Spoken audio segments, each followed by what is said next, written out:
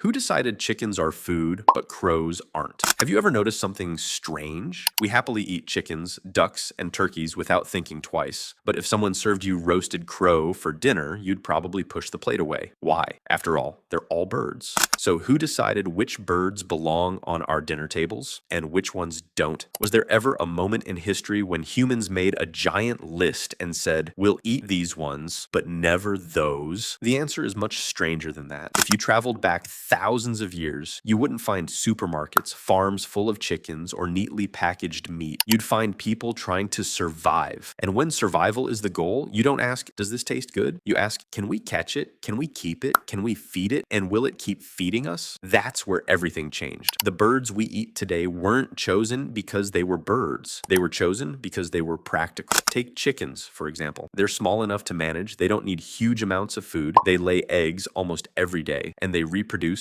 quickly. Even better, they're not particularly aggressive, making them easier to raise in large numbers. Now, compare that to a crow. Crows are incredibly intelligent. In fact, scientists consider them some of the smartest birds on Earth. They recognize human faces, solve puzzles, use tools, and even remember people who treated them badly. Sounds impressive, but intelligence doesn't make an animal a good farm animal. Crows are difficult to domesticate. They don't lay eggs as frequently as chickens. They don't grow as quickly for meat, and keeping large numbers of them together is far more challenging. From a farmer's perspective, a chicken is an investment. A crow is a headache. But here's something that makes this even more interesting. There isn't actually a worldwide rule about which birds people eat. In some countries, pigeons are considered a delicacy. In others, people eat guinea fowl, quail, or even ostrich. Foods that seem completely normal in one culture can seem shocking in another. So the real question isn't which birds are edible? Almost every bird is technically edible. The better question is, which birds were worth raising for food? And history answered that question over thousands of years. Generations of farmers kept the birds that produced the most meat, the most eggs, required the least effort, and survived well around humans. The others simply never became part of everyday farming, but there are other reasons too. Some birds became symbols of power, others became sacred in certain cultures.